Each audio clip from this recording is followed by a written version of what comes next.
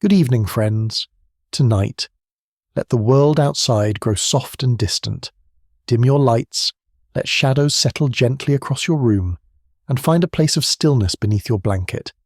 This is your time, your moment to exhale, to slow down, and to drift toward rest. Each story we share together is not just a tale of stone and history, but a gentle passage into dream. If this calm journey helps you unwind, you are always welcome to leave a quiet sign of your presence, a like, a subscribe, though only if it feels right, and only if it deepens, not disturbs your peace. Now, close your eyes. Imagine the hush of waves folding against distant shores, the scent of salt carried on night air, and the promise of ancient voices waiting to be heard. Far across the Pacific Ocean lies a speck of land, so remote it feels like a dream floating in water, Easter Island, known to its people as Rapa Nui, and here, standing silently for centuries, are the Moai, towering statues of volcanic stone, with solemn faces, broad brows, and lips pressed in quiet mystery. No one alive today truly remembers the first moment they were raised, or the exact meaning behind their watchful gazes. Were they guardians of spirits, eternal ancestors carved to protect, or something deeper, something long lost in the tide of memory? These figures are not scattered randomly. They face inland, as though watching over villages, keeping vigil for generations long gone. Yet the questions remain, whispering through the ocean winds. Who carved them? How were they moved across the island's rugged slopes, without wheels, without beasts of burden? And why do so many stand unfinished, abandoned in quarries, as though the hands that shaped them suddenly vanished? Tonight, we will walk among them together, slowly, gently, as though each step were a dream. You will feel the ground beneath your feet, soft with volcanic soil. You will hear the ocean pressing endlessly against the island's edge, and as the stars gather overhead, you will stand in the presence of the Moai, their stone faces lit by moonlight, watching in silence, waiting to tell their story. But to truly understand their silence, we must first journey back, across the ocean, across centuries, to the very beginnings of Rapa Nui. The vast Pacific Ocean stretches endlessly in every direction, its deep blue waters concealing one of the most isolated inhabited places on Earth. Here, 2,300 miles from Chile's coast, and 1,100 miles from the nearest inhabited island, rises a small triangle of volcanic rock measuring just 63 square miles. This is Rapa Nui, the island that would one day become known to the world as Easter Island. Though long before Dutch explorer Jacob Roggeveen arrived on Easter Sunday in 1722, this remote speck of land held its own profound story. Picture yourself approaching this island from the sea, as the first settlers did sometime between 800 and 1200 CE. 3 extinct volcanoes form its distinctive triangular shape, Terravaka rising to 1,670 feet at the northern corner, Poike guarding the eastern point, and Rano Kau creating the southwestern edge. The island emerges from the ocean like a gentle mountain, its slopes covered in golden grassland that ripples in the constant trade winds. Can you feel that Pacific breeze carrying the salt spray across volcanic soil that would one day support a remarkable civilization? Those first Polynesian navigators who discovered this land possessed extraordinary seafaring skills. They sailed double-hulled canoes across thousands of miles of open ocean, guided only by the stars, ocean currents, cloud patterns, and the flight paths of seabirds. These vessels, perhaps 60 feet long and capable of carrying 30 people along with their supplies, plants, and animals, represented one of humanity's greatest technological achievements of their time. The journey from the Marquesas Islands, or perhaps from Mangareva, would have taken weeks, maybe months, following ancient navigation traditions passed down through generations. When these brave voyagers finally spotted land after their long journey, they found an island quite different from what visitors see today. Dense palm forests covered much of Rapa Nui, with millions of giant palms, similar to the Chilean wine palm, reaching heights of up to 65 feet. The understory flourished with Toromiro trees, their hard wood perfect for carving, and hau-hau trees, whose bark would provide material for rope. Ferns carpeted the forest floor, and shrubs filled the gaps between trees. Have you ever stood in an ancient forest and felt that peculiar silence, broken only by wind through leaves and distant bird calls?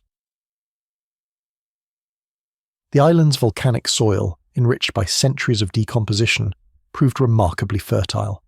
The settlers brought with them the foundations of Polynesian agriculture: taro, yams, sweet potatoes, bananas, and sugarcane. The sweet potato, which they called kumara, would become especially important, thriving in the island's subtropical climate, with its mild temperatures ranging from 64 to 82 degrees Fahrenheit year-round. They also introduced the Pacific rat, perhaps intentionally as a food source, and chickens. That would become a crucial protein source in this land without large mammals. Fresh water, that most precious resource on any island, existed, but required careful management. There were no permanent streams or rivers on Rapa Nui. Instead, 3 crater lakes provided the main water sources: Rano Kau, Rano Raraku, and Rano Aroi.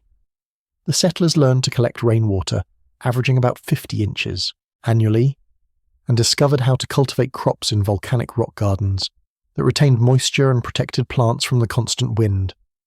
These early inhabitants understood their environment intimately, reading every sign nature provided. The archaeological evidence suggests these first settlers numbered perhaps just a few dozen individuals, possibly arriving in 1 or 2 canoes. Genetic studies indicate they came from eastern Polynesia, carrying with them not just physical supplies, but an entire cultural framework, languages, beliefs, social structures, and technologies, developed over millennia of island living. They spoke a Polynesian language that would evolve into Rapa Nui, still spoken by some islanders today. Their society organized itself around extended family groups, called mata, each claiming descent from a common ancestor. Life in those early centuries followed rhythms dictated by seasons and the sea. The settlers established their first villages along the coastline, particularly in areas like Anakina Beach on the northern shore, where tradition holds that the legendary chief Hotumatua first landed. These coastal settlements offered protection from the wind, access to marine resources, and suitable land for agriculture. Can you imagine? The smoke from their cooking fires rising into the clear Pacific air as the sun sets behind the volcanic peaks. The ocean provided abundant food in those early days. The surrounding waters teemed with fish, tuna, mahi-mahi, and deep water species that required sophisticated fishing techniques to catch. Dolphins occasionally came close to shore, and seabirds nested on the offshore islets of Motu Nui, Motu Iti, and Motu Kau Kau. The settlers developed specialized fishhooks from bone and stone, some so finely crafted they seem almost jewel-like today. They built stone fishing platforms along the coast and created tide pools to trap fish and cultivate shellfish. As the population slowly grew from that founding group, perhaps doubling every generation, the islanders began to modify their landscape more extensively. They cleared forest land for agriculture, using slash and burn techniques common throughout Polynesia. The cleared lands were planted with crops in careful patterns that maximized yield while protecting the soil. Stone windbreaks, called manavai, protected paper mulberry plants whose bark was processed into cloth. Garden enclosures, known as pew, protected valuable crops from the wind and the increasingly numerous rats. The social structure grew more complex as the population expanded. Chiefs, called ariki, emerged to lead the various mata, claiming divine descent and serving as intermediaries between the people and the gods. Priests, known as iwiatua, conducted ceremonies and maintained oral traditions. Master craftsmen specialized in various arts: boat building, house construction, tool making, and wood carving. This specialization suggests a society with sufficient food surplus to support non-agricultural workers, a remarkable achievement on such an isolated island. By around 1200 CE, the population had likely grown to several hundred individuals, perhaps approaching 1,000.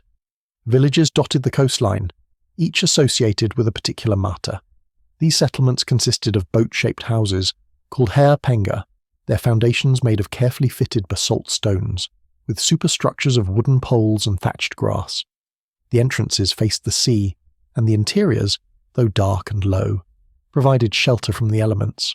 Some houses stretched up to 40 feet long, housing extended families, who shared their living space with chickens, and perhaps small dogs brought by later voyagers. The islanders had developed a complex spiritual life, centered on ancestor worship and Polynesian gods. They created ceremonial platforms, called ahu, along the coastline. Initially, these were simple stone structures where they conducted rituals, and possibly placed the bones of important ancestors. These early ahu bore little resemblance to the massive platforms that would later support the Moai, but they represented the beginning of a tradition that would define the island's culture. How strange to think that these modest stone platforms would evolve into some of the most remarkable monuments ever created by human hands. Art flourished in various forms during these early centuries. Petroglyphs began appearing on rocks throughout the island. Images of fish, birds, canoes, and human figures pecked into the volcanic stone. Woodcarvers created increasingly elaborate pieces, from practical items like bowls and clubs to ceremonial objects, including dance paddles and small ancestor figures. The tradition of tattoo artistry, common throughout Polynesia, marked important individuals with intricate designs that told stories of lineage and achievement. The island's isolation shaped every aspect of life. While other Polynesian societies maintained some contact through inter-island voyaging, Rapa Nui sat alone in the vast Pacific. No regular trade networks reached this far. No new technologies arrived from distant lands. No new crops or animals could be introduced once that initial settlement period ended. The islanders had to be entirely self-sufficient, creating their own solutions to every challenge they faced. This isolation would profoundly influence their culture's development, leading to unique innovations found nowhere else in Polynesia.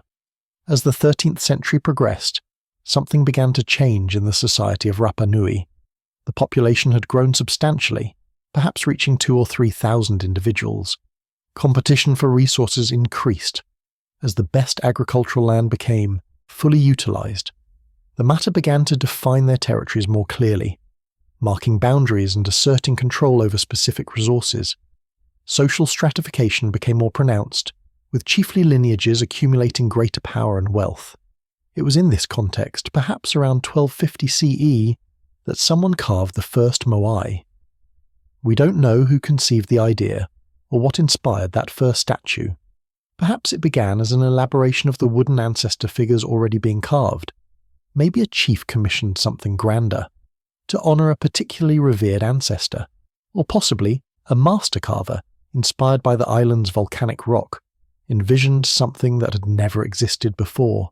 Whatever the inspiration, this first statue would spark a cultural phenomenon that would consume the island's resources and energy for the next 400 years. The forest still stood tall across most of the island, though clearing for agriculture had created a patchwork of fields and woodlands. The soil remained fertile, the fishing grounds productive. The society had developed sophisticated systems for managing resources and organizing labor. They had created a stable, thriving culture in one of the world's most isolated places.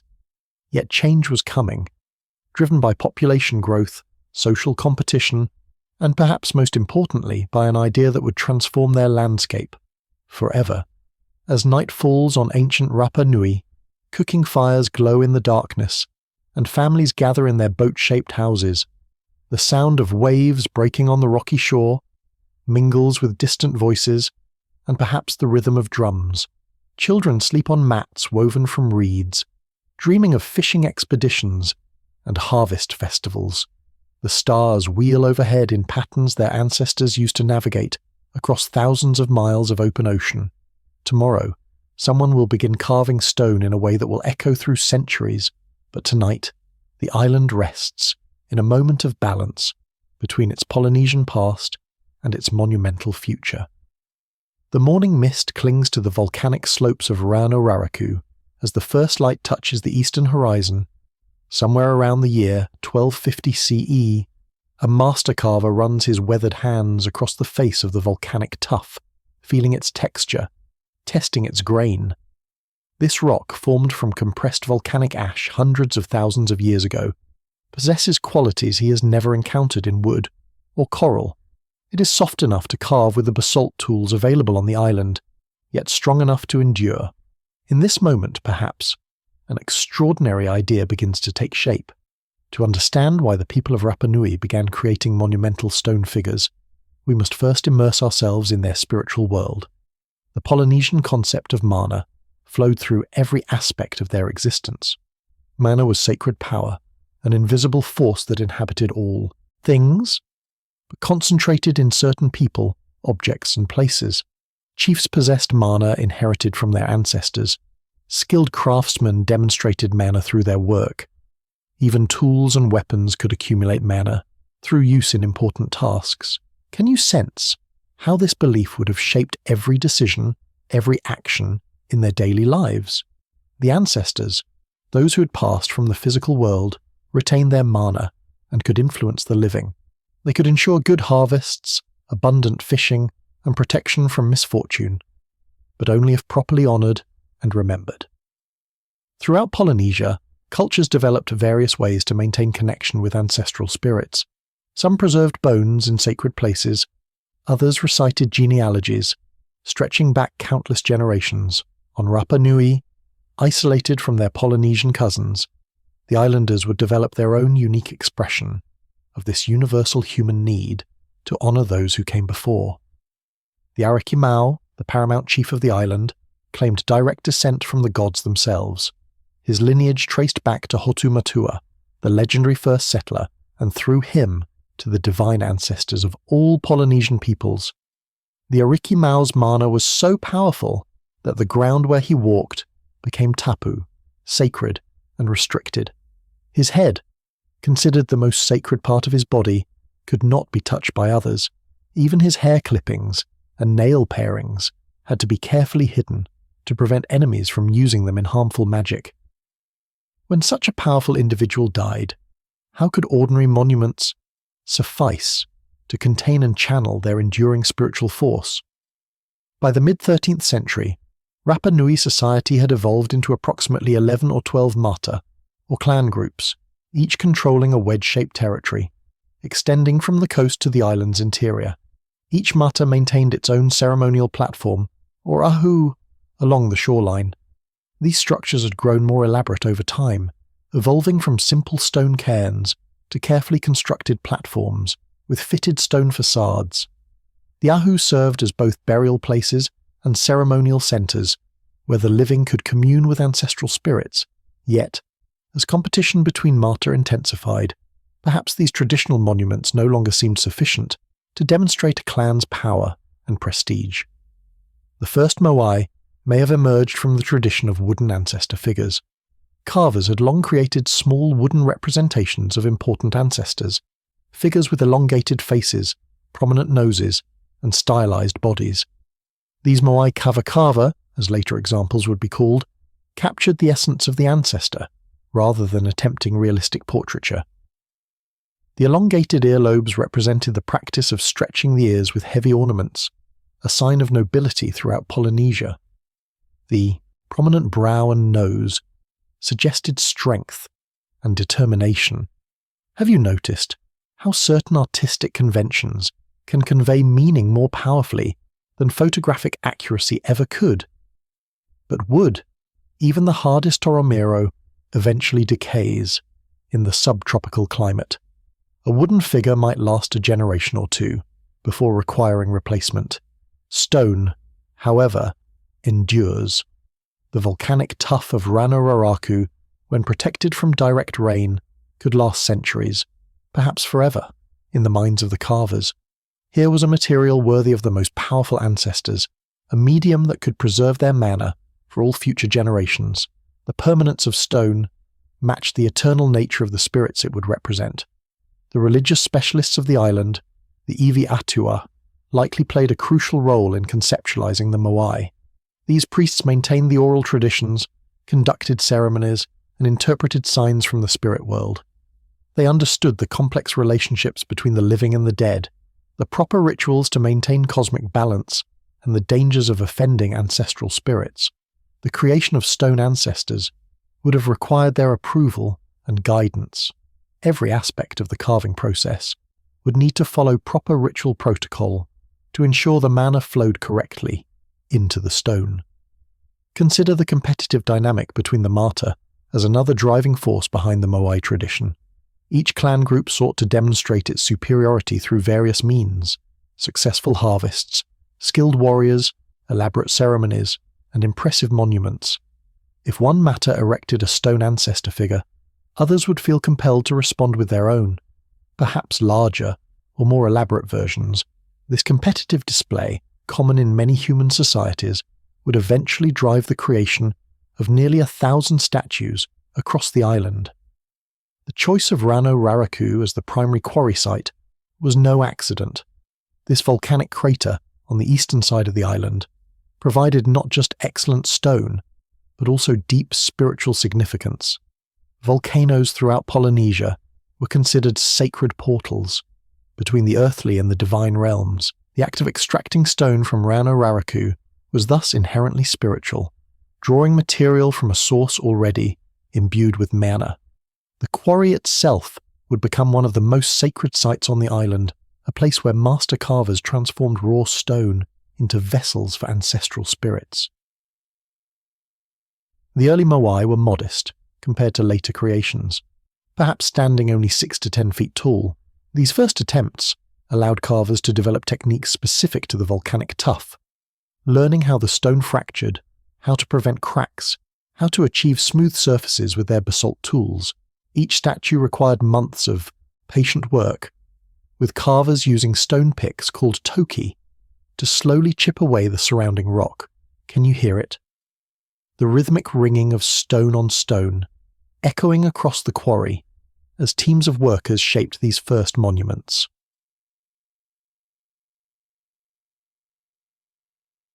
The standardization of the Moai form suggests centralized planning and shared cultural understanding. While each statue possessed individual characteristics, they all followed a similar template: elongated heads, with prominent brows and noses, pursed lips, elongated ears, arms held tightly against the body, with hands meeting at the belly. This consistency indicates that the form itself carried meaning. That deviation from the established pattern would diminish the statue's spiritual power. The carvers were not free to innovate wildly, but worked within strict cultural parameters. The logistics of creating even a modest Moai required significant social organization. Teams of carvers needed to be fed while they worked, requiring agricultural surplus from their clan's territories. Tools had to be manufactured and maintained, demanding skilled craftsmen working with basalt and obsidian. Rope made from bark fiber was essential for moving the completed statues. The entire community had to contribute labor, resources, or both to support the project. This level of cooperation suggests a society with strong leadership and shared cultural values. As word of the first successful Moai spread across the island, other Mata began planning their own statues. Chiefs consulted with priests about which ancestors deserved such honor. Master carvers were commissioned, their expertise suddenly in enormous demand. Young men volunteered for the arduous work, seeing it as a way to demonstrate their strength and devotion to their clan. The quarry at Rano Raraku became busier, with multiple teams working simultaneously on different statues. The quiet volcanic crater transformed into a center of intense activity. The spiritual preparation for creating a Moai likely involved elaborate rituals. The carvers themselves may have undergone purification ceremonies, abstaining from certain foods or activities to maintain ritual purity.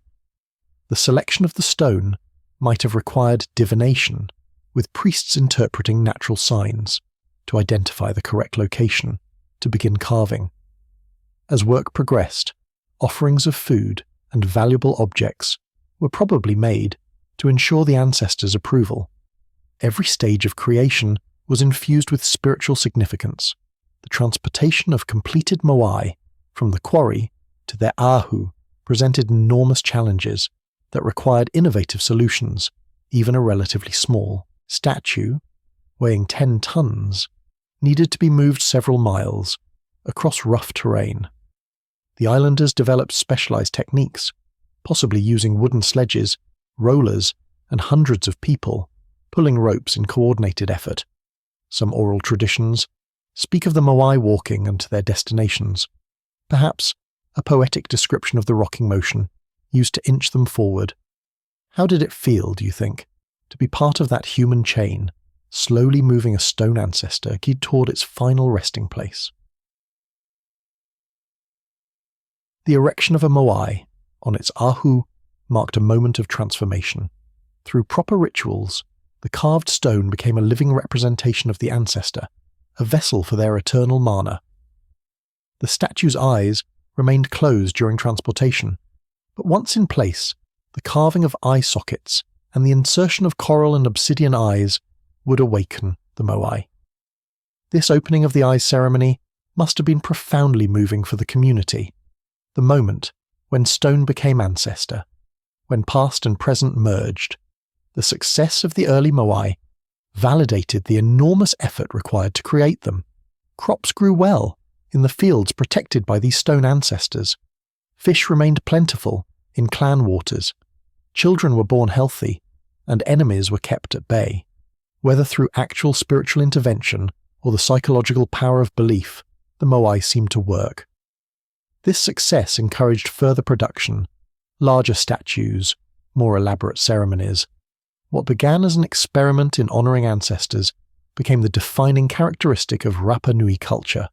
Yet even in these early days, some may have questioned the sustainability of the Moai tradition. Each statue required thousands of hours of labour that could have been spent on agriculture or fishing. The transportation process damaged vegetation and required enormous amounts of rope and timber. The competitive dynamic between clans meant that statues grew progressively larger, demanding ever more resources. But these concerns, if they existed, were overshadowed by the spiritual and social imperatives driving Moai production. The workshops at Rano Raraku became schools where master carvers passed their knowledge to apprentices. Young men learned not just the technical skills of stone carving, but also the spiritual aspects of their craft. They memorized the prayers to be recited at each stage of creation, the offerings required to maintain divine favor, the signs that indicated whether the ancestors approved of their work. This knowledge was closely guarded, passed down through generations of specialists who formed an elite class of craftsmen. As the 13th century drew to a close, dozens of Moai stood on ahu platforms around the island's perimeter, their backs to the ocean, their unseeing eyes gazing across the lands of their descendants. Each statue represented not just an individual ancestor, but the accumulated mana of entire lineages. They stood as testament to the skill of their creators, the devotion of their communities, and the power of an idea that had transformed island society. The age of the Moai had begun in earnest. The sun sets behind the volcanic peaks, casting long shadows across the grasslands. In the gathering darkness, the silhouettes of the Moai stand motionless against the sky, eternal sentinels maintaining their vigil. Tomorrow, carvers will return to Rano Raraku to begin work on new statues, each one larger and more ambitious than the last. The sound of stone on stone will ring out across the crater, a rhythm that will continue for centuries to come. The idea that began with one person touching volcanic stone has become the heartbeat of an entire civilization, driving them toward achievements that would astound the world and ultimately transform their island forever. The land is quiet, except for the steady rhythm of stone against stone. If you listen closely, you can almost hear it. The gentle scrape of a handheld tool against volcanic rock, the slow chipping away of the earth itself. This is Rano Raraku, the great quarry of Easter Island, a place where nearly every Moai statue was born. It is here, on the eastern slopes of an ancient volcanic crater, that the people of Rapa Nui came to shape their vision into stone. Almost all of the island's statues, close to 900 in total, were carved from this soft volcanic tuff, a type of compressed ash that could be worked with relatively simple tools, and it was here that generations of carvers spent their lives surrounded by figures in various stages of completion. Can you imagine walking among them? Some statues still half-formed, lying flat on the rock as if they were sleeping, while others stand upright, fully carved, but never moved from the quarry. It is almost like a frozen workshop, a place where time stopped, leaving hundreds of unfinished giants resting on the slopes. The process of carving a moai was slow and deliberate, requiring patience and teamwork. First, the outline of the figure was marked directly into the bedrock. This was not a statue carved separately and then lifted away. Rather, the figure was shaped as part of the mountain itself. Using hand tools made of harder volcanic stone, such as basalt picks and chisels, the carvers would begin removing layers of tuff, cutting along the sides of the outline. The front of the statue, with its long nose, heavy brow, and proud lips, took shape first. Day by day, they worked under the sun, sometimes in silence, sometimes chanting or singing, as the rhythm of their tools set the pace.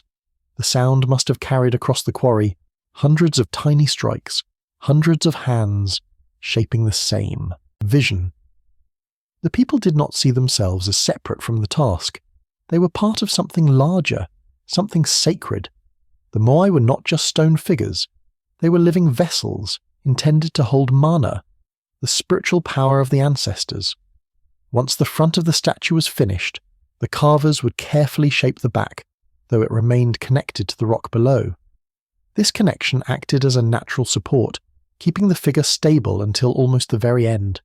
The statues were usually carved lying flat, face up, still attached to the quarry floor by a thin stone keel along their spine. Imagine chiseling away, day after day, knowing the figure beneath your hands was slowly emerging, but still bound to the earth. Have you ever tried to picture how long this would take? Some scholars believe that a medium-sized moai, perhaps 20 feet tall, could take a team of carvers more than a year to complete. The larger statues, some stretching to 70 feet, may have required decades of intermittent work. Yet there was no rush. Each strike was part of a cycle, a rhythm as old as the island itself. The tools themselves were simple, but effective. Basalt, a dense volcanic stone, was shaped into handheld picks known as toki. Dozens, even hundreds of toki would be needed, since they dulled quickly against the tuff. Archaeologists have found thousands of discarded tools scattered across Rapa Nui, each one telling the story of a carver's persistence. Imagine holding one of these tools, its surface smoothed by hands centuries ago, and feeling the weight of all those hours it once carried. As the figure neared completion, the carvers left only a narrow strip of stone connecting it to the bedrock. This strip kept the moai from sliding or breaking before it was ready to be freed. When the time came, the strip was carefully chipped away and the statue was pried loose from the earth. At this moment, the moai was no longer part of the mountain. It had become a separate being, ready to be moved across the island. But before leaving the quarry, the statue might undergo another phase of shaping.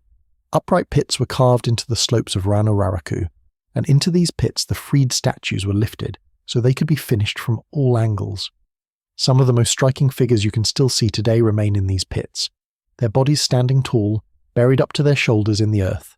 Their heads rise above the grassy slopes, gazing outward, giving the illusion that they were always meant to look this way. But in truth, these buried giants were once complete bodies, torsos, arms, even hands, carved in detail. Over centuries, erosion and shifting soils have hidden their lower halves from view. Can you imagine being a visitor here? Centuries ago, you would have walked between towering statues, some lying prone, some just emerging from the rock, others standing upright, as if they had taken their first breath. It would have been like walking through a city of giants in the making, each one silently watching, each one holding a presence that felt alive. The organization of labor was just as remarkable as the carving itself. Rapa Nui was not a large island, and its resources were limited, yet entire communities supported the carvers at Rapa Nui. Food had to be grown and carried, water fetched, tools made and transported. While a group of men chipped away at the rock, others worked to sustain them. In this sense, Every statue was the product of not just the hands that carved it, but the entire society. Archaeologists suggest that different clans were responsible for different statues, each family or lineage carving moai to honor their chiefs and ancestors. If you look closely at the figures still resting on the slopes, you can see subtle differences, slight variations in style, proportions, or detail. These differences may reflect the hands of distinct groups, each expressing devotion through their own carving traditions. And still, there is mystery here. Why are so many statues unfinished? More than 400 moai remain at Rano Raraku, in various stages of completion. Some appear nearly finished, as if they could have been moved at any moment, while others are barely outlined. One colossal figure, never completed, would have stood at over 70 feet tall, and weighed more than 200 tons. Was it too ambitious to move, or was the work interrupted by conflict, famine, or a shift in belief? These questions linger as you imagine the quarry at its peak, alive with activity, the air filled with dust from the stone, the slopes dotted with fires, tents and shelters, workers chipping, sharpening tools, hauling water, leaders watching the progress, priests chanting prayers, families visiting to witness their lineage come to life in stone.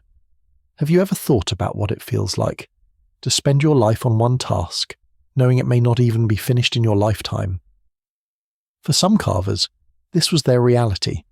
A young man might join a carving crew in his teens, learning the techniques from older masters.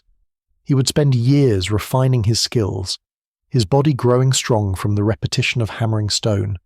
Decades might pass before he saw a completed moai stand proudly on a platform near the coast, watching over the village. Yet for him, the task itself was devotion. To carve was to honor. To carve was to ensure the ancestors remained present. Rano Raraku holds these stories still. Even now, if you walk its paths, you can see the abandoned figures, some lying flat, others standing half-buried, silent witnesses to centuries of devotion. The wind brushes across their faces and the grass grows tall around their shoulders, but they remain, watching, waiting. The quarry was not just a workplace, it was a sacred landscape. Every figure here was a bridge between the people and their ancestors, between the earth and the divine. Each chisel strike was more than craft. It was ritual. The carvers were not merely shaping stone, they were shaping identity, belief, and memory into lasting form. And when the statues were finally ready, another challenge began. The journey across the island. Some would be moved miles away, to platforms near villages and coastlines. The techniques for this transport remain debated. Wooden sledges and ropes, or perhaps a remarkable walking method, where the statues were rocked side to side in a careful rhythm. However they managed it, the act of moving these giants was itself another chapter in the story. The quarry, then, was only the beginning. It was here that stone first took the shape of ancestor. But the story of the Moai did not end on these slopes. Their life continued as they travelled across the island, as they were raised on ahu platforms, as they watched over the living and gathered the mana of the dead. And so, as the carvers set down their tools at the end of each day, the statues lay quietly in the earth, waiting for the next stage of their journey. The quarry remained alive, its slopes echoing with the memory of countless hands and countless generations. The story does not stop here. From Rano Raraku, the statue still had to move across valleys, over hills, toward the ocean's edge. How could such massive figures have travelled across the island, without wheels, without animals of burden, and without iron tools? That mystery carries us forward into the next part of their story. The great stone faces stood waiting at the quarry, silent and unfinished, their massive forms carved directly from the volcanic rock of Rano Raraku. But carving them was only the beginning. The real challenge lay ahead. For the people of Rapa Nui, the act of giving stone a face and a body was sacred, but the true meaning of the Moai only came to life when they were raised on distant Oahu, the ceremonial stone platforms scattered along the island's coast. From there, the statues would watch over the villages, gazing inland, protecting and empowering the community through mana. Yet how could such enormous creations, some weighing well over 70 tons, possibly be moved across miles of rugged terrain? Imagine yourself standing in that ancient quarry, looking at one of these giants resting in the volcanic slope. The distance between here and the nearest platform stretches across hills, fields of rough lava rock, and uneven ground. No wheels, no metal tools, no draft animals were available, and still, the Rapa Nui people managed to transport nearly 900 of these statues, some to platforms many kilometers away. The question of how remains one of the most intriguing puzzles in archaeology. And as we explore the possibilities, you might ask yourself, if you lived centuries ago, which method would you have chosen? One theory suggests the statues were laid on wooden sleds or frames and dragged across the island. Heavy ropes of plant fibre could have been tied around the figure, and dozens of people might have pulled together, straining step by step to shift the enormous load. To picture this, close your eyes for a moment and imagine the slow groan of wood against stone, the statue inching forward, while rhythmic chants kept the workers in unison. Could this have been the soundscape of Rapa Nui centuries ago? But dragging such weight across the bare island floor would have required a massive effort. The wood would wear quickly, and the pressure on the ground would leave deep marks. Strangely, few traces of such hauling scars have been found on the island. That mystery has encouraged other possibilities. And another theory envisions the use of log rollers. The statue might have been laid on its back, placed on a bed of cylindrical logs, and rolled forward, as new logs were shifted from the rear to the front. This method has echoes in other parts of the world, where heavy stones were moved in similar ways. Yet on Rapa Nui, there is a limitation. The island's forest was once more abundant, but by the time the statues were being moved, trees were already scarce. The great palms that once dominated the landscape had been disappearing, likely used for fuel, construction, and earlier efforts of transport. Would the people have risked so many valuable trees just to move stone? If we pause here, another thought comes to mind. Perhaps we underestimate how resourceful communities can be with what they have. Could they have used smaller timber, weaving together supports and replacing them frequently to balance their sacred statues on their journey?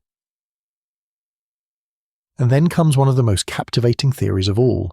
The statues walked, upright, step by step.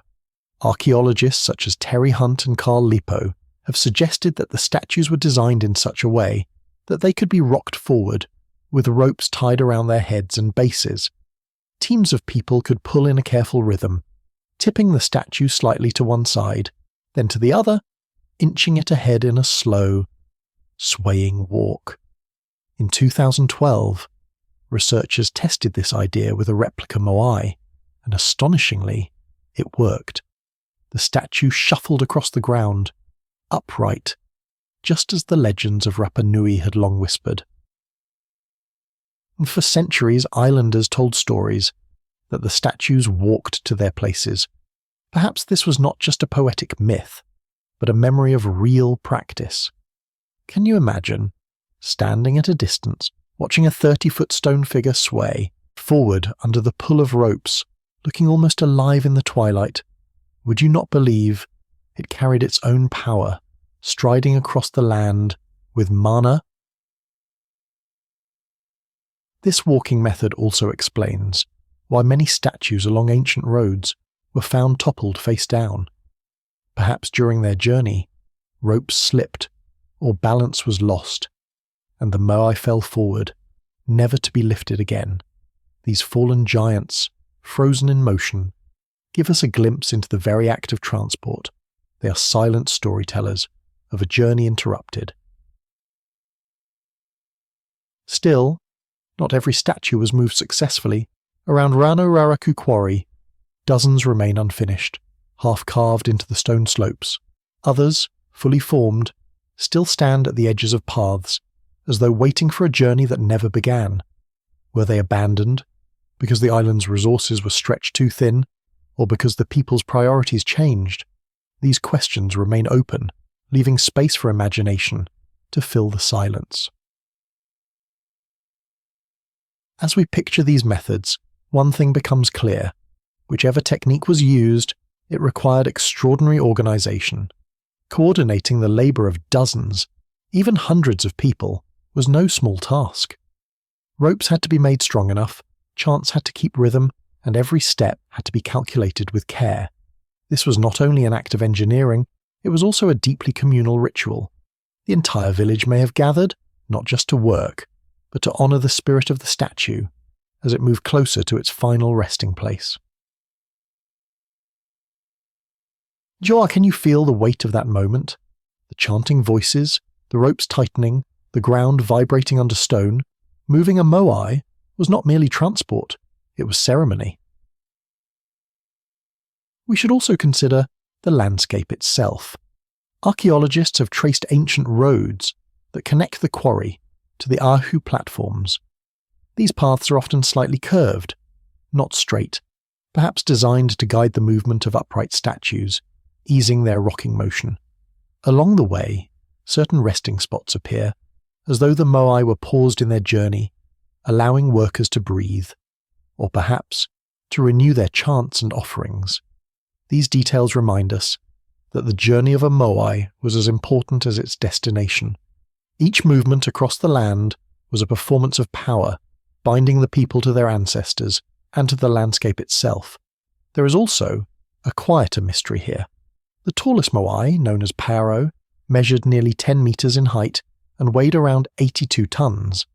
Moving such a colossal statue would have demanded resources far beyond those required for smaller figures. Did Paro truly walk across the island, or was it transported differently, perhaps dragged or slid, on a system we no longer understand? The sheer ambition of creating and moving such a statue speaks to a culture determined to manifest its spiritual vision, no matter the cost.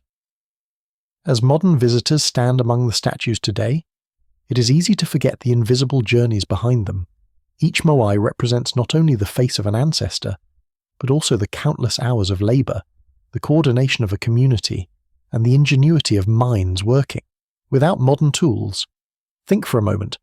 What does it say about human creativity that across the world, from Egypt's pyramids to Stonehenge in England to Easter Island in the Pacific, people found ways to move the immovable? How many generations of trial and error so were passed down before the right rhythm was discovered to make stone walk? And still, even as science tests these theories, a sense of wonder remains.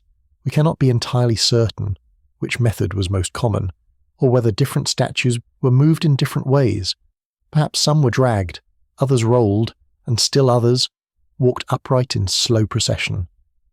The truth may be a mosaic of all these methods, reflecting the adaptability of the Rapa Nui.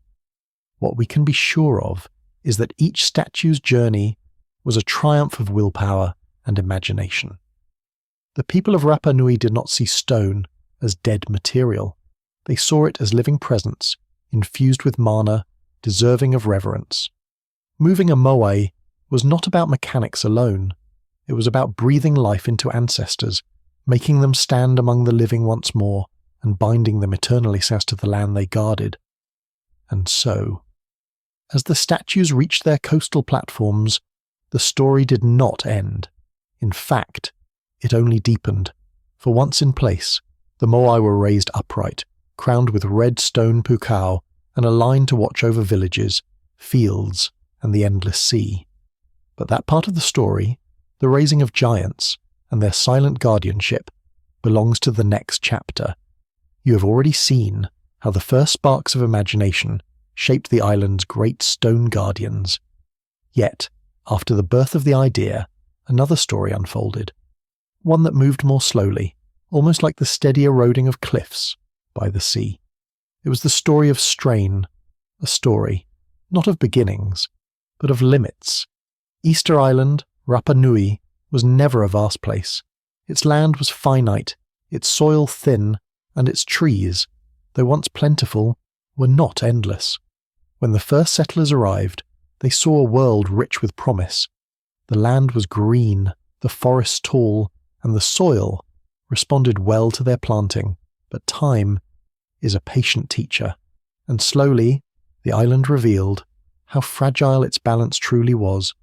The people cut trees to clear land, to build canoes, to carve sledges for transporting statues, and even to fuel their cooking fires. Each action felt necessary in the moment. Yet, the forest did not return with the same speed as it was taken. Palm after palm fell, and what once seemed like an unshakable canopy began to thin.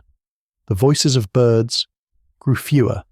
The ground, once held firm by roots, began to wash away with rain. And still, the statues were planned, shaped, and raised. For in the world view of Rapa Nui, ancestors were not silent figures of the past. They were living presences. To honour them was more than duty. It was survival.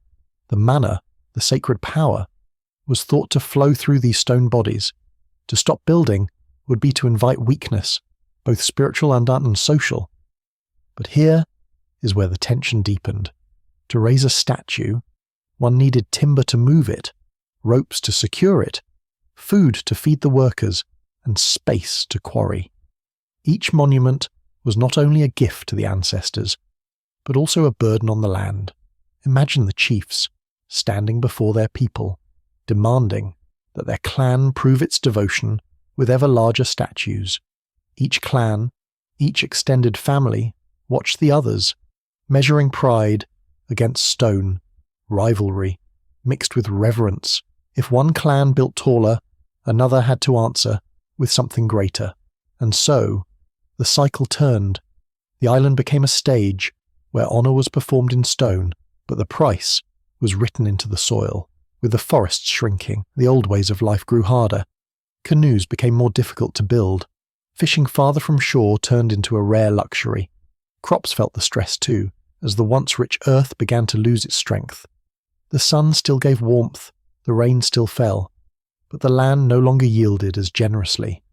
Hunger whispered at the edges of life, and yet the building did not stop. The statues, towering and solemn, were more than stone. They were declarations. We endure, we honour, we remain strong. To cease would have been to admit weakness, to confess that the ancestors' power was fading. So the work continued, even as the strain deepened. Picture the quarries, once alive with energy, men chiselling, singing work songs, believing that with each strike they were shaping not only rock but destiny. Picture the roads, long and worn, carrying statues inch by inch across the island. And picture, too, the silent trees that no longer stood to witness, the stumps left behind, the empty stretches of earth. What is remarkable is not only the scale of the statues, but the persistence of the people. They did not give up their traditions lightly. They carried them forward, even when the cost was high, even when survival itself seemed to be bargaining with them. And in this persistence lies a lesson. Societies do not always see collapse as it approaches. Often they move forward with the momentum of belief, with the certainty that what has always worked will continue to work. For the people of Rapa Nui, each statue was proof of continuity. Yet the continuity came at a cost that could no longer be hidden. As clans competed, rivalries grew sharper. The land, already strained, became not only a source of food, but a field of contest. Who could claim the best soil?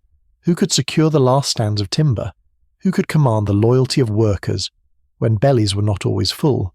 It is said that sometimes statues were left abandoned in the quarries, half finished.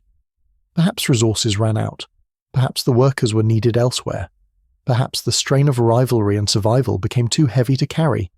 These unfinished giants still lie there, frozen in time, reminders of ambitions that stretched further than the land could allow. The story of strain is not only about the land itself, but about how people respond when the ground beneath them changes. Do they adapt? Do they cling? Do they fight? On Rapa Nui, the answers were complicated, as they always are in human history. There was resilience, but there was also rivalry. There was devotion, but also desperation. When you walk in your mind through the silent landscapes of the island, you can almost feel it, the weight of choice pressing down like the heavy stones themselves. Each statue that still stands today is both a marvel and a question, a marvel of human faith, ingenuity, and labour. A question about how much a society can demand from its land before the land whispers, "No more." And still, the calmness of the island remains. The waves roll against its shores, just as they did then. The wind passes over the hills. The statues stand, their faces weathered, their silence deep. They do not speak of hunger or rivalry now. They speak of presence, of endurance, of a people who strained against the limits of their world and left behind a story carved in stone. Perhaps it is fitting that the statues look inland, toward the villages where people once lived, rather than out to sea. They seem to gaze at the land that carried both promise and hardship. Their presence is steady, even as the forests that once fed their creation are gone. This chapter of strain is not one of sudden collapse, but of slow realization. The islanders did not abandon their beliefs overnight. The land did not turn barren in a single season. Instead, the change came step by step, as steady as the carving of stone. Each year, a little more forest gone. Each generation, a little more rivalry to feed. Each statue, heavier than the one before. And so, the story continues, in whispers and in silence. The strain was real, yet the devotion was stronger. The land pressed back, yet the people pressed forward. What remained was not balance, but endurance. And endurance, too, leaves its monuments. The island rests in silence now, far out in the Pacific, thousands of miles from the nearest mainland. The sea surrounds it with steady waves, and the winds move across its slopes, as though whispering through time. And on this quiet land there is a place where the past seems to have stopped in motion, the quarry of Rano. Here, the Moai statues lie unfinished, half carved, half dreamed, as if their makers suddenly put down their tools and never returned. The sight is striking. Enormous stone figures lean out of the volcanic slopes, their faces still connected to the mountain rock. Some are upright, partly freed, others lie flat as though asleep, their bodies stretching many meters in length. These silent giants tell a story, not only of ambition, but of interruption. Something changed, something decisive, leaving this workshop of stone forever frozen in time. Archaeologists believe that more than 400 Moai rest in and around Rano at various stages of completion.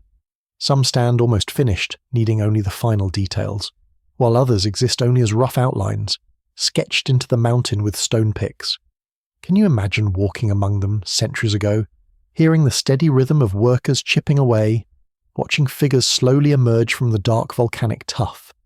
The air would have been filled with dust, with sweat, with the low voices of carvers, and then, suddenly, the sound would stop. Why? That question lingers.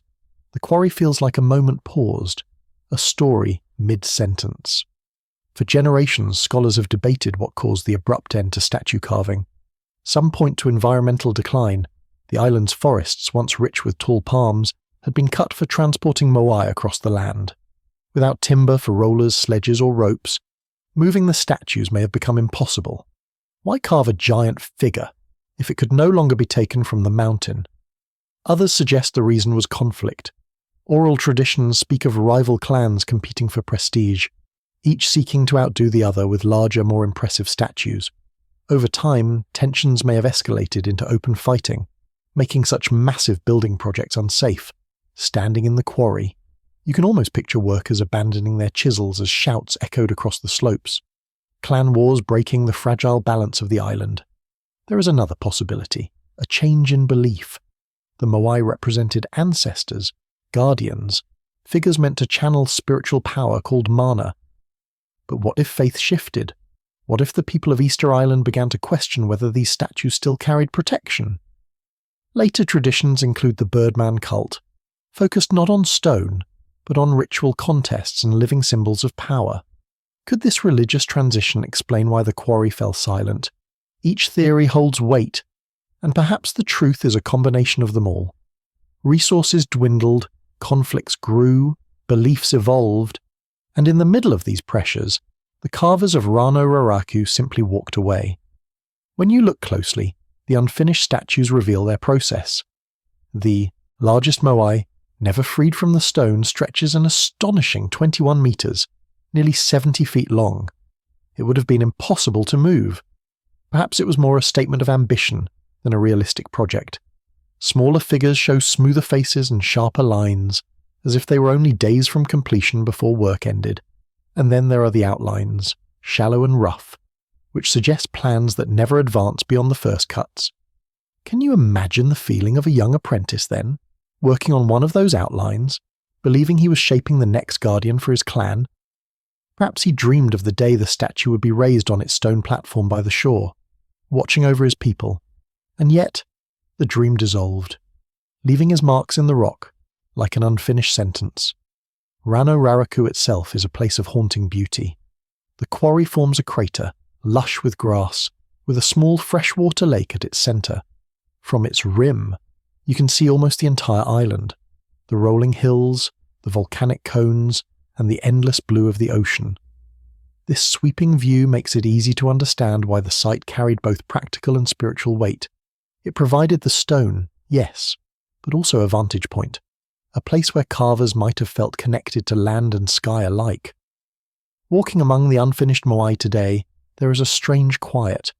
The figures stand rooted, some buried up to their shoulders in earth, their faces gazing outward, eternal witnesses. Tourists often describe the site as eerie, a place where time itself seems to have stopped, and in a way, it has. The quarry is not just a workshop left behind. It is a window into a turning point in the island's history. Archaeologists have studied the site for decades, tracing tool marks, analysing the stone, even finding old picks left behind by workers. These traces give us glimpses of the effort involved. A single statue could take many months to carve, with teams of men chipping day after day. The work was communal, bound up with clan identity and prestige. And so, the abandonment of the quarry was not a simple decision. It reflected deeper currents, pulling through the society. Can you picture the last day of work here? Perhaps the sun was high, the sound of chisels echoing against stone. Then, a messenger arrives, carrying news, a shortage of food, a clash with a rival group, an order from the clan chief to stop. Slowly, tools are laid down, workers drift away, their footsteps fading into the grass. And the statues remain, locked in the mountain, waiting for centuries. Some scholars argue that the halt of Moai carving marked the beginning of decline on Easter Island. Without the shared project of building, clan rivalries hardened. Without statues to move, the forests were not replanted, and with resources scarce, society grew more fragile. Yet, it is also possible to see the quarry as a story of adaptation. The people shifted their rituals, finding new ways to connect with ancestors and the spirit world. Life continued, even as the mountain's giants stood unfinished. Today, the statues of Rano Raraku remain a powerful reminder of both ambition and limit. They show how human effort can shape stone, but also how circumstances can halt even the grandest plans. Standing before them, you sense not only the weight of history, but also the echo of choices about belief, about survival, about what could and could not be sustained. Can you imagine walking there at sunset? The sky glowing red, the silhouettes of unfinished Moai rising against the horizon. The air cools, the lake shimmers, and for a moment you feel the presence of those who carved before. Their hands are gone, but their intentions remain, etched into stone. And yet, the story of Easter Island does not end here. The statues, whether finished or not, continued to shape the identity of the people. Even abandoned, they became part of the landscape, silent teachers of both pride and caution. To this day, they invite us to wonder, what does it mean to begin something so vast and to leave it undone? The quarry at Rano Raraku holds that question in its slopes. It reminds us that history is not always neat or complete. Sometimes, it is the unfinished that speaks most loudly. The Moai that never left the mountain tell us of a society under strain, yet also of creativity and resilience. And as you leave the quarry behind in your imagination, you carry with you the sense of a moment paused, a civilization in transition, a story still unfolding, a silence that continues to speak. Because beyond Rano-Raraku, the tale of the Moai continues, in the statues that stand by the shore, in the shifting beliefs of the people, and in the enduring mystery of how an isolated island created such remarkable monuments. And so, the silence of the unfinished Moai is not an end, but a pause. The story flows outward, waiting for us to follow it into the next chapter, across the island, where the statues rise not from the mountain, but from the platforms by the sea. The first European eyes that looked upon Easter Island came from the sea. In the year 1722, on Easter Sunday itself, a Dutch explorer named Jacob Roggeveen and his crew caught sight of the island's rugged cliffs, rising from the Pacific. They had no idea what lay beyond the shoreline. For them, it was another small piece of land to chart on their long and difficult voyage. Yet as they stepped ashore, they found themselves surrounded by colossal stone faces, half buried in earth, watching silently, as if they had been standing there since the beginning of time. Can you picture the scene? The sailors, weary from months at sea, suddenly standing before figures taller than houses, with eyes that seemed to look straight through them. The Moai statues, as we call them, now, must have seemed almost impossible to explain. Who had built them? How had they been moved? And why? Were they standing in such solemn rows along the coast? Roggeveen recorded what he saw, and through his journals, the world beyond the Pacific began to hear whispers of this strange island, filled with silent giants. But what was awe for the Europeans was, for the Rapa Nui people, a living tradition, one that was already beginning to strain under the weight of dwindling resources and social changes long before the ships arrived. The contact between the islanders and these newcomers was cautious at first. There were exchanges of goods, misunderstandings, and moments of tension. Some records suggest that violence broke out, and lives were lost on both sides. Yet the true impact of European arrival was not just in those first encounters, but in the waves of change that would follow. Diseases that the islanders had never known before spread rapidly, carried unknowingly by sailors. A population that had once thrived in the tens of thousands began to weaken. Imagine living in a community where, in the span of only a few years, entire families fell ill from mysterious sicknesses that no healer could cure. The island's isolation, which had preserved its culture for centuries, now made its people vulnerable. There was no immunity to these new diseases, no preparation for the devastation they brought. Decades later, more ships would come.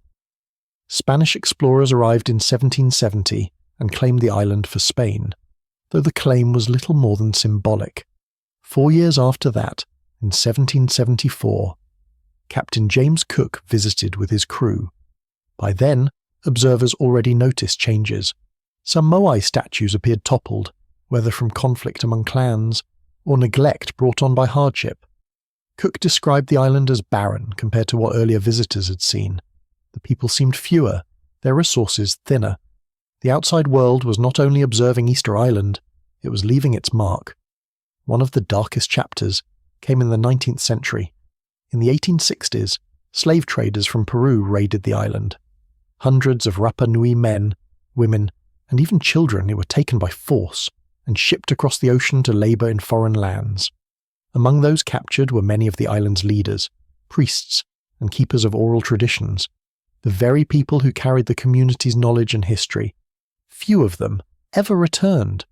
Can you imagine the fear that must have spread through the villages when ships appeared on the horizon, not bringing trade or curiosity, but violence and captivity? Families torn apart, generations of knowledge suddenly silenced. The population that had once carved and raised statues of incredible size now found itself struggling simply to survive. Even those who escaped the slave raids could not escape the consequences. The return of a handful of captives brought yet another wave of disease, smallpox among them. Epidemics swept across the island, leaving the population at its lowest point in history. By some accounts, only a few hundred Rapa Nui remained alive by the late 1800s. From a thriving, complex society, They had become a people on the edge of disappearance. The Moai, too, seemed to share in this decline. Many statues were toppled during this period, some deliberately, as rival clans clashed, others left to fall without the means to restore them. The platforms that had once been places of reverence now stood broken and silent. To outside visitors, the statues seemed like relics of a lost civilization. To the Rapa Nui who remained, they were symbols of ancestors whose voices had been silenced too soon. As European and colonial powers deepened their presence in the Pacific, Easter Island was drawn further into global currents.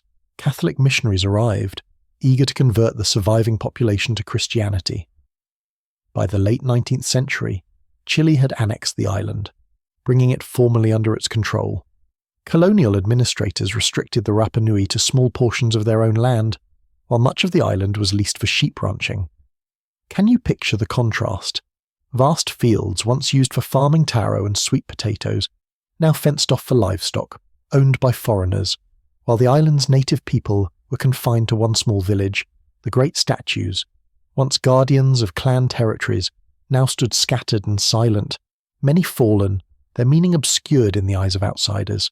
For the Western world, the Moai became curiosities, puzzles to be solved. Explorers, archaeologists and writers debated endlessly. How had these statues been built, and why? Theories ranged from the imaginative to the absurd, with some even suggesting alien visitors had been responsible.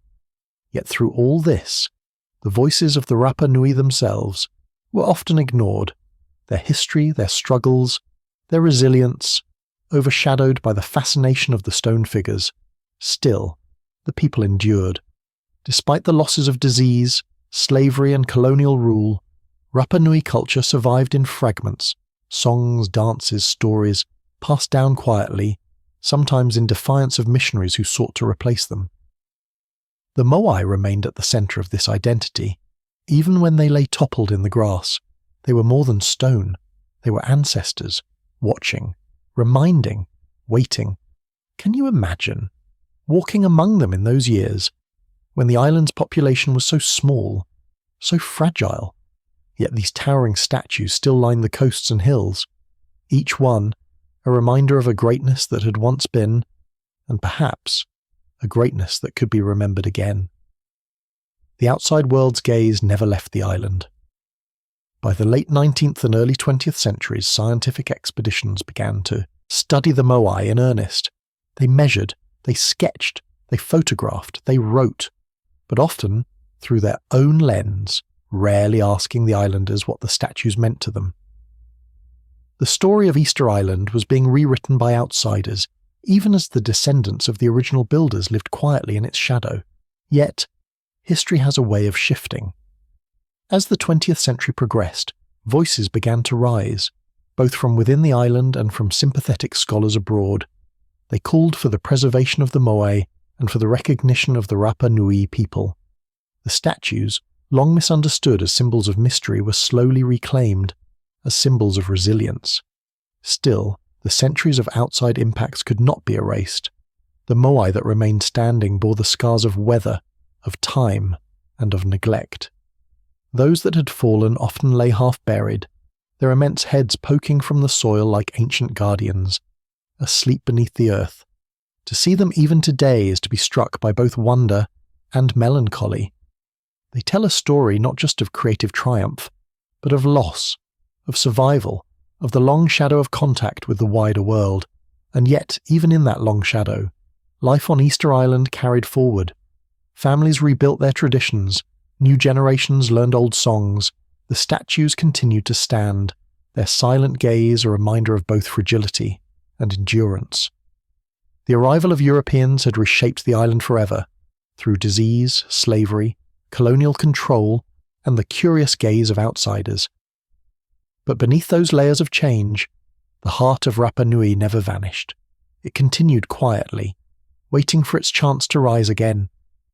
And as we leave this part of the story, standing once more at the edge of the island's cliffs, looking out at the endless Pacific, we know that the tale of the Moai is far from finished.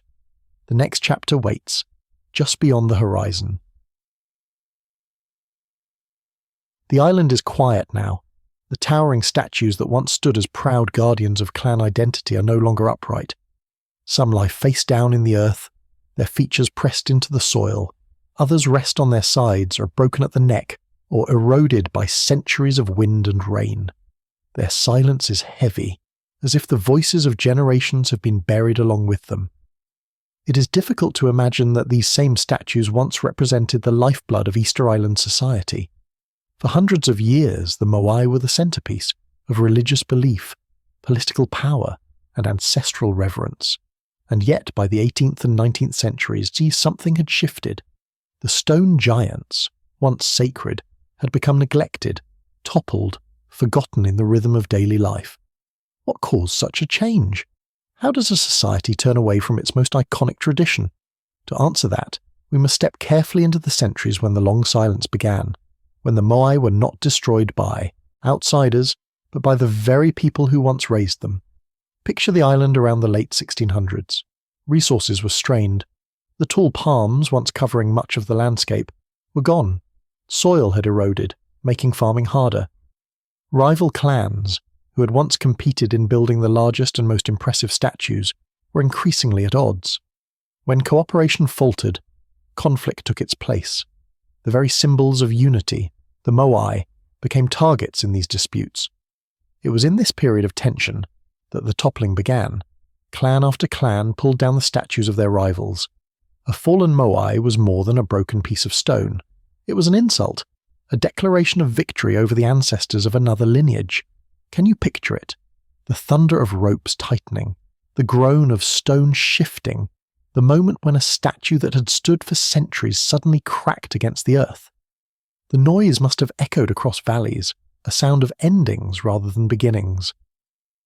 By the time European ships first arrived in 1722, led by Dutch explorer Jacob Roggeveen, most Moai were still standing, though signs of stress in society were already visible. But in the years that followed, conflict and upheaval accelerated. By the early 1800s, nearly every statue on the island had been toppled, and then came another force of change, the missionaries. In 1864, Catholic missionaries from the Congregation of the Sacred Hearts of Jesus and Mary established their presence on Easter Island. Their arrival marked the beginning of a profound cultural transformation. The missionaries worked to replace traditional spiritual practices with Christian teachings. The worship of ancestors, so deeply tied to the Moai, was discouraged, sometimes forcefully. The great stone statues, once the focal point of ceremonies, were reduced to silent remnants of a religion no longer practiced. For the islanders who converted, new rituals and beliefs filled their lives, leaving little space for the traditions of their ancestors. Over time, the Moai no longer held the same authority. They became markers of a past way of life, left to weather and crack under the salt-laden winds. The silence of the statues grew heavier during the devastating years of the 19th century. Peruvian slave raids in the 1860s took a staggering toll, capturing or killing a large portion of the island's population. Diseases introduced by outsiders spread quickly, and by the late 1800s the once thriving population had fallen to only a few hundred people. With survival as the main priority, the old customs tied to the Moai faded further into memory. Can you imagine walking past one of those toppled statues during that time? Perhaps the face of a giant ancestor lay half buried in the soil, eyes carved but unseeing, the carved lips pressed against the ground. For those who still remembered the stories, the sight must have been painful, yet for younger generations, the statues may have felt like relics of a forgotten world, no more alive than the rocks scattered across the hillsides. Archaeologists have noted that by the late 19th century, islanders were no longer carving or erecting new statues. The great quarries at Ranararaku fell silent. Tools were abandoned mid-work. Partially finished Moai, frozen in the process of creation, still rest there today, silent witnesses to a tradition that ended before their time. It was as if the entire culture surrounding the Moai had been paused, leaving the statues in various stages of existence, some upright, some toppled, and some never completed. The fading significance of the Moai was not just a matter of religion or conflict. It was also shaped by the global forces that reached this isolated island. European, and later Chilean presence, altered the island's political and social structure. By 1888, Easter Island had been annexed by Chile. The islanders' movements were restricted, their lands taken over for sheep ranching, and their contact with their ancestors' monuments grew more distant still. Yet, even in this long silence, the statues remained. They did not vanish, though many were damaged or forgotten. Their presence lingered, as a quiet reminder of what once was, even if daily life had moved on.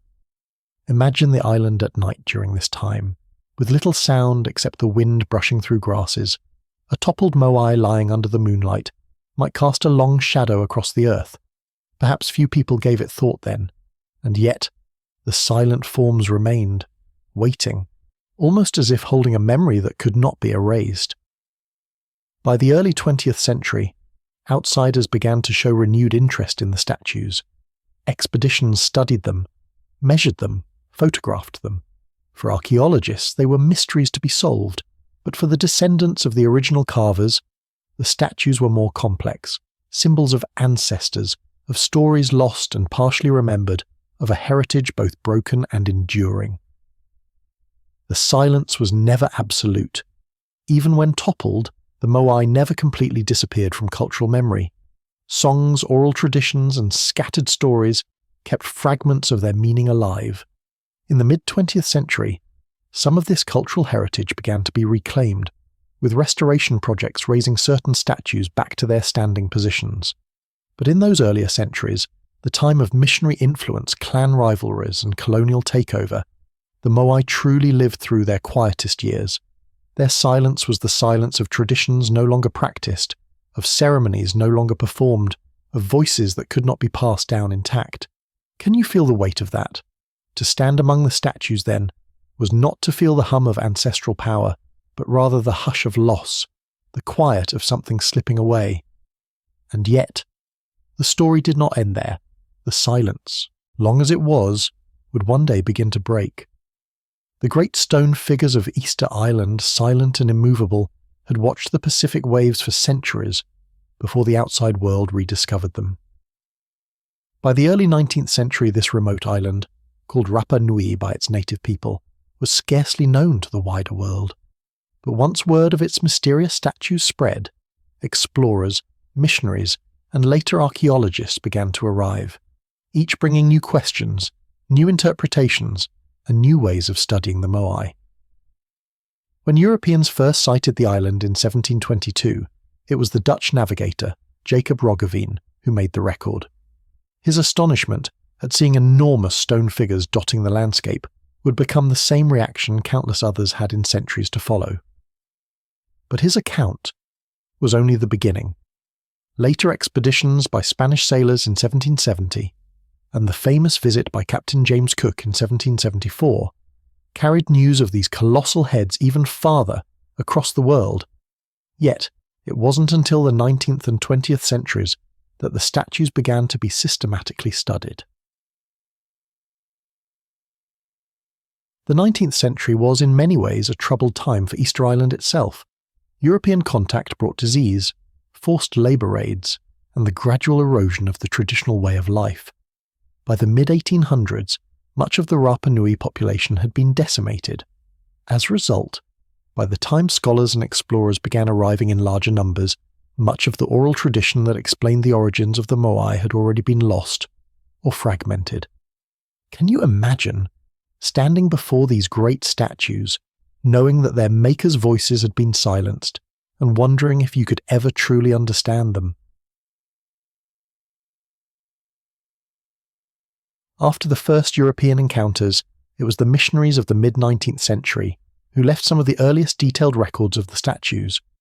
They noted how some were half buried in the earth, while others lay toppled across the slopes of the volcano Ranararaku, the quarry where most of them were carved. Observers puzzled over their sheer size and weight. Some stood more than 30 feet tall and weighed over 70 tons.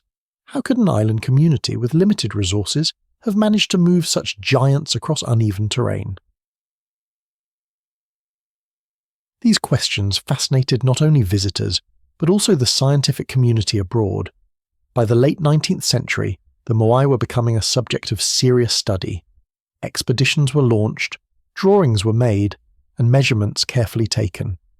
One early wave of fascination came from explorers of the Royal Navy and other maritime powers, who often collected smaller artifacts and sketches of the statues, but unfortunately, the era was also marked by removals. In 1868, for example, the British ship HMS Topaz took a Moai from the island, later displayed in the British Museum in London. While this allowed people in Europe to see the figure up close, it also meant one more piece of Easter Island's heritage was displaced from its land. As the 20th century began, archaeology grew into a more formal discipline. One of the earliest systematic researchers was Catherine Routledge, a British archaeologist who visited the island in 1914. She and her husband, William Scoresby Routledge, undertook one of the first detailed surveys of the Moai. Routledge was deeply intrigued by the logistics of how the statues were transported. She interviewed the island's inhabitants, recording oral traditions that suggested the statues had walked into place, moved by supernatural or spiritual power. Could these tales hold a clue? Perhaps a memory of an ingenious engineering method that had been lost? The fascination continued. In the mid-20th century, Thor Heyerdahl, the Norwegian adventurer famous for his Kon-Tiki expedition, turned his attention to Easter Island. Arriving in the 1950s, Heyerdahl conducted experiments to test how the statues might have been moved. Using wooden sledges, ropes, and teams of people, he attempted to demonstrate that the ensemble could have been transported without wheels or metal tools. Though his methods were debated, they sparked a global conversation and brought fresh attention to the island. His work, along with dramatic photographs of Moai being raised into place, captured imaginations worldwide. Can you picture being one of those early archaeologists, standing in the shadow of a half-buried Moai, brushing away the earth to reveal that what seemed like a head was in fact attached to an enormous body? The statues, long thought to be giant heads, were discovered to extend deep underground, with torsos, hands, and intricate carvings that had been hidden for centuries. This revelation changed the way people thought about them, and reminded the world that the visible surface was only part of the story. Throughout the 20th century, different theories emerged. Some suggested that the statues had been moved using rolling logs, ideas tied to the deforestation of the island. Others believed that ropes and rocking techniques had allowed small groups to walk the statues forward, side to side, in a careful, rhythmic motion. Modern experiments have shown that with as few as 18 people and clever rope techniques, a statue replica can indeed be walked upright over short distances. This makes one wonder, could the ancient stories of the statues walking be both myth and memory, poetry and engineering combined? The rediscovery of the Moai was not only about movement and size, it was also about meaning. Researchers began asking why the statues were built in the first place. Most scholars now believe they represented ancestors, powerful figures meant to watch over communities and connect the living with the spiritual world. The placement of many Moai near the coast, facing inland rather than out to sea, seems to suggest they were guardians, their stony eyes overseeing the villages behind them. Later excavations even revealed that the eyes of the statues were once inlaid with coral and stone, making them appear alive and watchful. The study of the Moai also revealed something about the society that created them. Archaeologists noted how the number of statues and their size increased over time, suggesting a period of competition among clans. Each group may have tried to build larger, more impressive figures to demonstrate its power. But as resources dwindled, statue building slowed, and eventually, many toppled during conflicts or through natural erosion. Can you imagine how it must have felt to see these once revered figures fall, lying face down in the soil, as if the very ancestors had turned away? By the latter half of the 20th century, Easter Island had become a focus for international collaboration. Excavation projects revealed details about the quarry at Rano Raraku, where hundreds of unfinished moai still remain. Some are half-carved in the rock, abandoned mid-process, frozen in time, like dreams never realized. Others lie along ancient paths, as though they were left behind during transport. These remnants provide not just data, but also a haunting sense of a civilization stretched to its limits. At the same time, the islanders themselves, the Rapa Nui people, began to reclaim their history and their voice in the study of the statues. Scholars increasingly recognized the importance of including local perspectives, not just foreign theories. The Moai were not merely archaeological puzzles, they were cultural heritage, tied to identity and belonging. This shift helped move the study of the statues away from colonial narratives and toward a deeper respect for the people, to whom they truly belonged. As the world entered the 21st century, scientific methods added new layers of understanding. Carbon dating, soil analysis, satellite imaging, all provided clues about when the statues were built, how the land was used, and what pressures may have strained the island's ecosystem. Yet despite all this research, mysteries still remain. Why did statue building cease so abruptly? How exactly were the largest Moai transported, and what symbolic meanings have been lost to time, known only to those who first raised the stone figures from the quarry floor? Even now, as tourists and scholars visit the island, the sense of wonder persists. Standing before a line of Moai at Ahu Tongariki, or gazing across the crater of Rano Raraku, one feels the pull of both history and mystery. The statues seem timeless, yet they also remind us of the fragility of human endeavour, how ambition, creativity and environment intertwine to shape the fate of societies.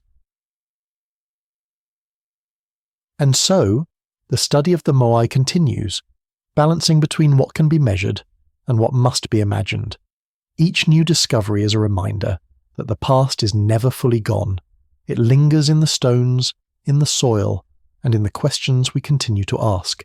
Can you imagine what future generations might uncover, perhaps with tools and methods we cannot yet dream of? The story of the Moai is far from over.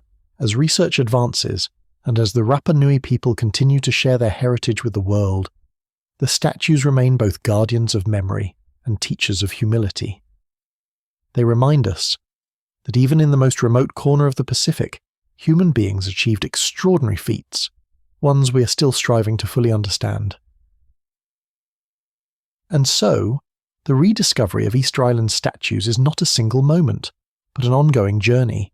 A journey that carries us from the first astonished sailors of the 18th century, through the careful excavations of the 20th, and onward into the questions that still wait for answers. The statues stand silent, yet in their silence, they invite us to listen more closely. The exploration does not end here. There are still deeper questions to ask about the land that shaped the Moai, the society that carved them, and the enduring presence they hold in the modern world. The statues still stand, facing the sea and the land, as they have for centuries. Some of them are weathered, their features softened by wind and rain. Others remain sharp, as if they were only recently carved from the volcanic stone of Rapa Nui. To many visitors, the Moai of Easter Island feel eternal, like guardians from another age. Yet behind their quiet presence lies a constant effort, an ongoing story of care, protection and preservation. Today, the people of Rapa Nui live with both pride and responsibility. The Moai are not simply stone figures to them. They are ancestors, they are history, they are identity. Each one is deeply tied to clan lineages, to the memory of leaders and to the spiritual life of the island. That is why the work of protecting the Moai is not only about tourism or archaeology, it is about ensuring that the voices of the past continue to be heard by future generations. When you walk among the statues, it can be easy to forget how fragile they really are. Can you imagine standing in front of one, realizing that the same salt carried in the wind that cools your skin is also slowly eroding its face? Centuries of exposure to sun, storms, and the salty ocean air have left their marks. The stone is porous, vulnerable to cracking and decay. Without human effort, the Moai would eventually collapse, sinking back into the earth they once rose from. This awareness is not new. As early as the mid-20th century, researchers and local leaders began to recognize the urgent need for conservation. In 1995, UNESCO designated Rapa Nui National Park, which includes the majority of the island's archaeological sites, as a World Heritage Site. This was more than a title. It was an international commitment to safeguard the statues, the ceremonial platforms known as ahu, and the landscape that surrounds them. With this recognition came resources, expertise, and global attention. But recognition alone is not enough. Protecting the Moai requires daily work. Imagine an archaeologist brushing away moss from a statue's surface, or a Rapa Nui elder guiding a team to repair the stone walls of an ahu. These tasks may seem small, but each one prevents centuries of erosion from gaining ground. The local community plays a central role in this work. After all, the statues do not belong to the outside world. They belong to the people who carved them, whose descendants still walk the island today. Tourism adds both opportunity and challenge. Each year, thousands of visitors travel across the Pacific to stand in the presence of the Moai. The economy of the island depends heavily on these journeys. Hotels, guest houses, restaurants, and tour guides all benefit from the fascination the statues inspire. Yet, every footstep near a platform, every hand that reaches out to touch the stone carries a risk. Paths have to be carefully planned. Signs remind visitors to keep a respectful distance. Rangers patrol the park not to police, but to educate, explaining why even a small touch can accelerate the slow wearing away of the fragile volcanic tuff. Can you picture yourself approaching one of the statues as a tourist, feeling the temptation to rest your hand on its surface? In that moment, the balance between wonder and preservation is clear. The desire to connect with the past must be matched with respect for its survival. Modern technology also plays its part. Teams of specialists use laser scanning to create three-dimensional models of the statues. These digital records preserve every curve, every crack, and every detail. Should a statue be damaged in the future, these models can help guide restoration. Remote sensing allows researchers to monitor how weather, vegetation, and human activity affect the stone over time. In a way, the Moai now live not only on the island but also in the digital world, preserved in memory against any future loss. Yet, even as science contributes solutions, the heart of preservation lies in cultural connection. For the Rapa Nui people, caring for the statues is a way of honouring ancestors. Ceremonies are still held, traditional songs are sung, oral histories are passed down, explaining who the statues represent and why they face the way they do. This continuity of memory ensures that the Moai are never reduced to being just tourist attractions. They remain family. One particularly striking example of preservation can be found at Ahu Tongariki, the largest ceremonial platform on the island. In 1960, a massive tsunami, generated by an earthquake in Chile, swept across the Pacific and toppled many of the statues there. For decades, they lay in ruins. In the 1990s, a restoration project supported by the Chilean government and Japanese archaeologists carefully raised the statues once more. The process was not simply about moving stones. It was about returning dignity to ancestors who had been cast down by nature's force. Today, Ahu Tongariki stands again, with 15 Moai aligned, their silhouettes unforgettable against the rising sun. Can you imagine watching that sunrise, knowing that every statue there had once been broken, scattered, and then lovingly raised again? The scene becomes not just a view, but a story of resilience. There are still many challenges. Climate change brings rising seas, stronger storms, and unpredictable weather patterns. The platforms closest to the shoreline are especially vulnerable. Waves crash closer than they once did, and erosion gnaws at the stone foundations. Conservation teams must plan not just for the present, but for a future where the environment itself is shifting. This means building barriers, reinforcing soil, and sometimes even considering the possibility of relocating statues to safer ground. An idea that sparks deep debate, since moving them changes their meaning. At the same time, the island faces the delicate balance of economic need. Tourism provides livelihoods, but over-tourism could strain both the land and the community. The Rapa Nui people must decide how many visitors their island can truly welcome without losing what makes it sacred.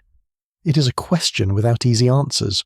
Walking among the statues, it becomes clear that protection is not just about stone. It is about a relationship between past and present, between islanders and outsiders, between memory and modernity. Each Moai stands silent, but together they speak of endurance. Endurance not only of the stone itself, but of the culture that carved them. The work of preservation will never truly be finished. Each generation inherits the responsibility from the one before. Children growing up on Rapa Nui today may one day lead the efforts to protect the statues their great-grandparents once cared for.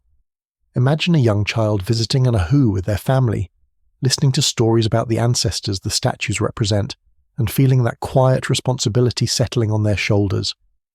That child will grow up with the understanding that these giants endure only if each person plays their part, and so the Moai remain, stone yet living, silent yet speaking, fragile yet enduring. Their survival depends on both careful hands and respectful hearts. The wind will continue to blow across the island. The ocean will continue to crash against its cliffs. Visitors will continue to arrive, drawn by wonder, and through it all the statues will stand, reminders that preservation is not a single act, but a long, unbroken promise. The story of the Moai does not end here. For as much as they have already endured, the true test lies ahead, how the world, and especially the people of Rapa Nui, will guide them into the centuries yet to come. And as you imagine the statues standing under starlight, you may wonder, who will be watching over them 100 years from now? The answer is still unfolding, one careful step at a time. The statues still stand, silent, unblinking, and timeless. Across the grassy slopes of Rapa Nui, under the sweep of wind and sky, the Moai continue to gaze outward, their stone faces softened by centuries of sun, rain, and salt air. Today, these figures are no longer only the guardians of the clans who once raised them. They have become something larger, something shared, symbols of cultural endurance, mysteries of human achievement, and icons of a global imagination that still turns toward Easter Island with fascination.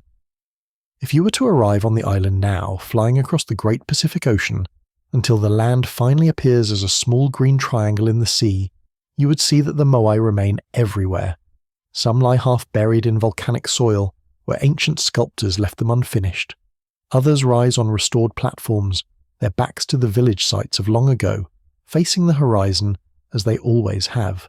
And many more stand weathered and cracked, their details softened by time. For the Rapa Nui people, the descendants of those who carved and transported these colossal statues, the Moai are not relics of a lost civilization.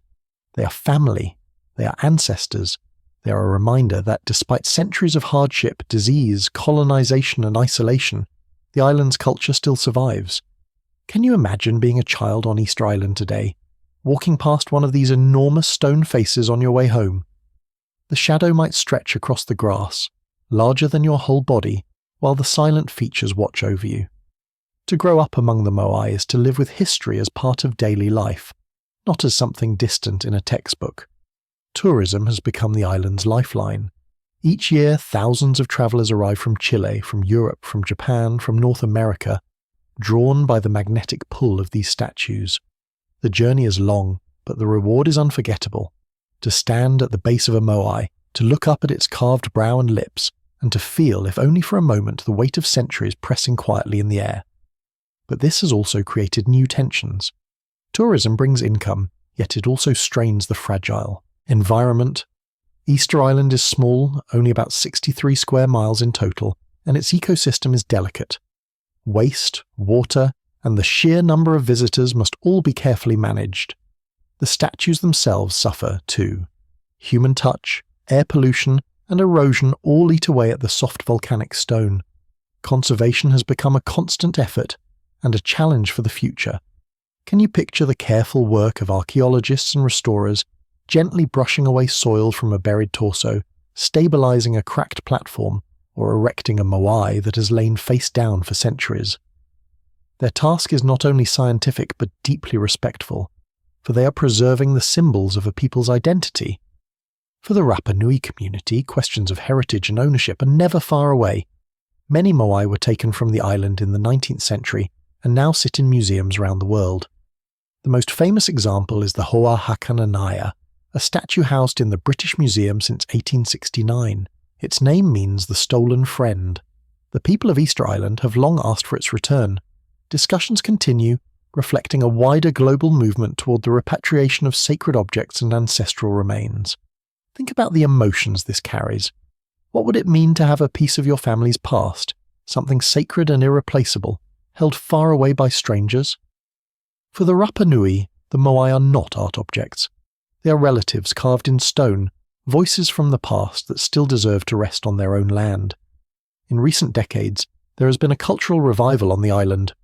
Traditional language, dances and crafts are being taught again. The annual Tapati Festival celebrates Rapa Nui heritage with music, competitions and storytelling, drawing locals and visitors together. Through all of this, the Moai remain at the centre. They are the backdrop to the songs, the silent audience to the dances, the figures that remind everyone of where they came from and who they are. For Polynesian heritage as a whole, the Moai have become one of the most recognisable symbols. Across the vast Pacific, from Hawaii to New Zealand, Polynesian cultures share common ancestors, myths, and navigation traditions. The Moai are part of that shared story, evidence that long before European ships arrived, Polynesian voyagers had mastered the ocean, carried their gods and ancestors across the waves, and built enduring civilizations on distant islands. Can you imagine setting out across the Pacific in a wooden canoe, guided only by the stars and the swell of the sea, knowing that somewhere far ahead lies land? The Moai, in their silence, still carry the echo of that journey, reminding us that human courage and ingenuity were shaping the Pacific long before the rest of the world paid attention. Globally, the Moai have taken on a life beyond the island.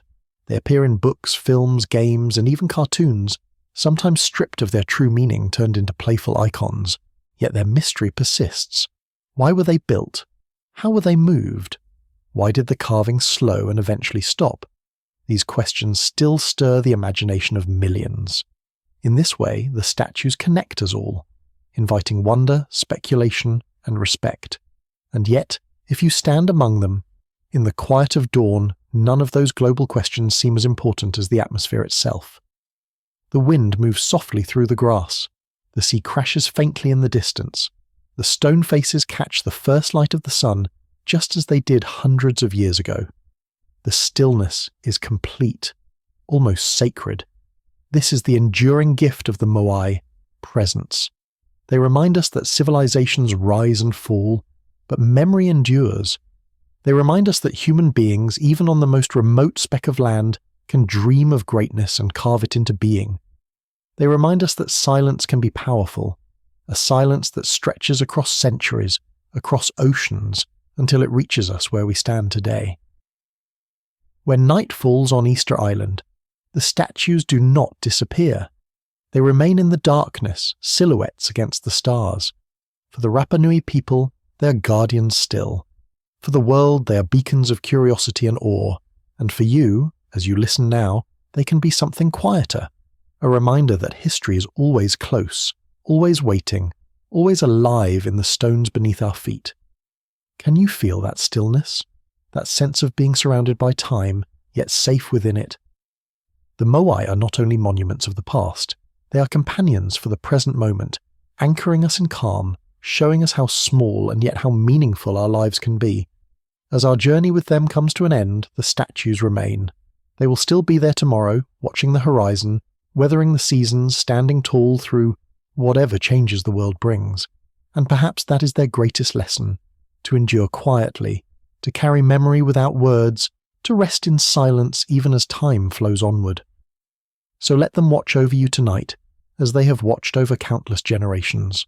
Close your eyes, breathe slowly, and let the calm weight of history settle gently around you. The Moai are still here, and they always will be.